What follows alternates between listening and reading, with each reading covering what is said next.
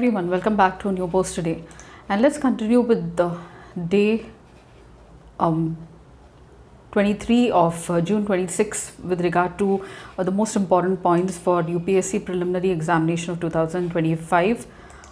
Yes, so the very first issue is about the speaker. Now we know that we had the election of the speaker of the 18th Lok Sabha, and we have Om Birla as the speaker, who has already held the post of the speaker during the 17th Lok Sabha.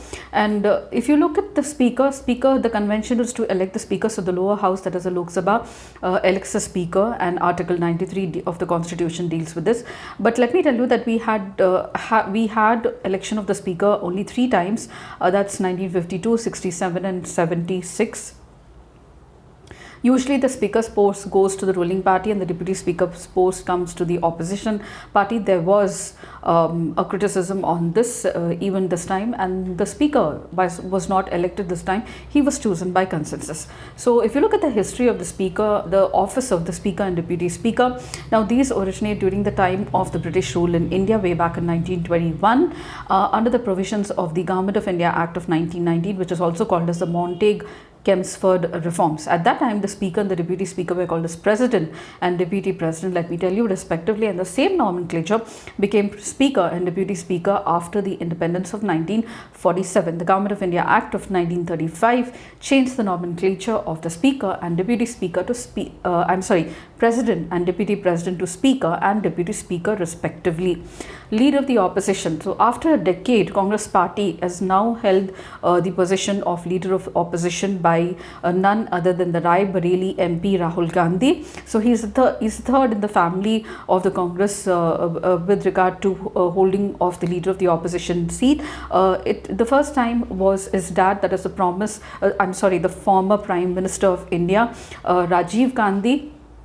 Way back Rajiv Gandhi had held the office of Prime Minister way back in 1989 and 1990, and then his mother Sonia Gandhi held the post from 1999 to 2004. So what is the importance of the leader of the opposition? Now he gets a say in many of the important parliamentary committees, and also has a major role as one of the person who decides on the appointments to the offices of the Enforcement Directorate, the CVC, the CBI, etc.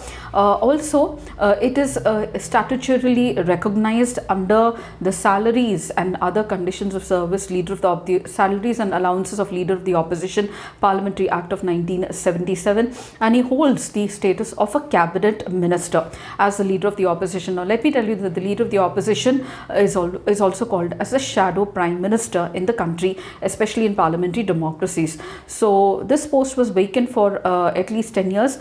Now the condition to have the leader of the opposition in the Lok Sabha is that the party should command 10% of the seats in the Lok Sabha, that is minimum of 55. However, in the last 2 terms, the Congress party did not command this position, and therefore they did not hold the leader of the opposition officially. But now they have 99 seats in the Lok Sabha, and the MP from Rai Bareli, Rahul Gandhi, holds the office of the leader of opposition.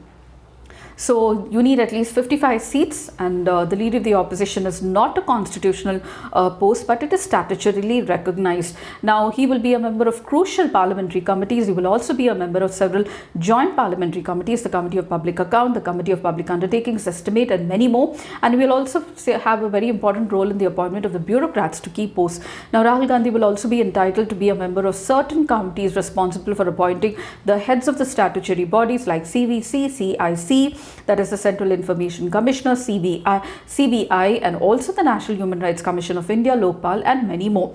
Let me tell you, as I told you, that this position is recognized as the leader of the opposition under Section 2 of Salaries and Allowances, Leader of the Opposition of Parliament Act 1977.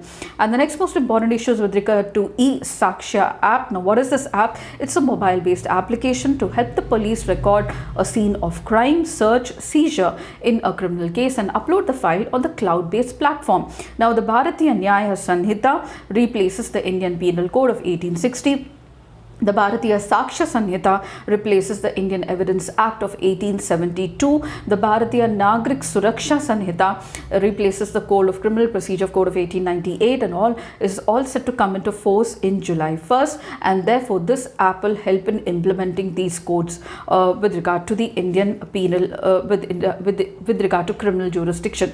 So the next most important is about the Indus Water Treaty that I wanted to discuss with you, and a very few brief points about this. Now, it was signed in 1960 by the then Prime Minister of India, Jawaharlal Nehru, and the Pakistani President, Ayub Khan. Now, it was signed between India and Pakistan to share the Indus Water River, because Indus River rises in Tibet but flows into India and also Pakistan, and flows into the Arabian Sea from the Pakistani part of land. So the treaty fixed the rights and obligations of both the countries with regard to sharing of the tributaries of the Indus. It says that the western tributaries, that is Indus, Chenab and Jhelum, will be used by Pakistan, while the eastern tributaries of Satluj, Beas and Ravi will be used by India.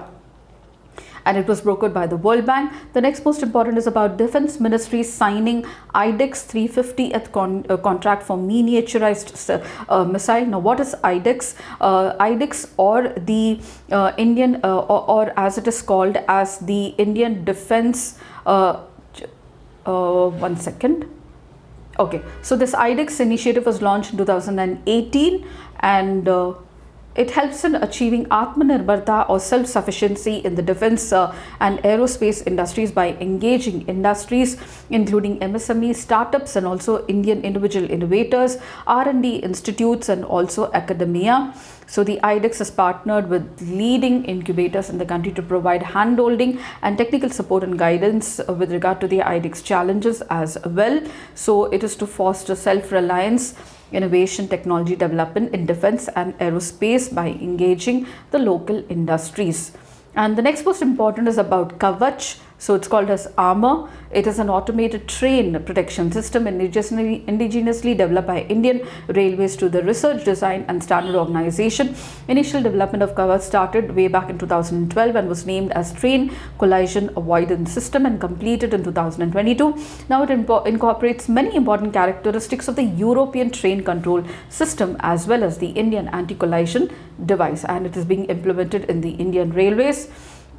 The next most and the last issue is about Treaty of Sagauli, which drew the boundary between the British India at that time and Nepal. So Treaty of Sagauli is one of the treaties which is signed by the British East India Company. There are many such as the Treaty of Alinagar, the Karnataka Treaty, the Treaty of Salbai, the Treaty of Saringapatnam, the Treaty of Allahabad, Amritsar, the Treaty of Bassein, the Treaty of Lahore, the Treaty of Mangalore, Pune, Sagauli, Titalia, and Yandabu. So with regard to Burma, so find out which these treaties regard with deal with the border between the British India and which province. So, and also led to the creation of which province. So this will definitely help you in your preliminary examination. Maybe like match the following. So Treaty of Sagauli is in news because of the Kalapani issue between India and Nepal, which has recently been come up where Nepal is claiming land east of the Kalapani. So this is about the Sagauli Treaty. So I hope these few points for June 26th, was really helpful to you all. If you did, please do like, share and subscribe, and don't forget to comment at the end of the video. And I shall see you tomorrow in another list of most important points for prelims for the upcoming UPSC examination of 2025. And until then, it's very happy learning.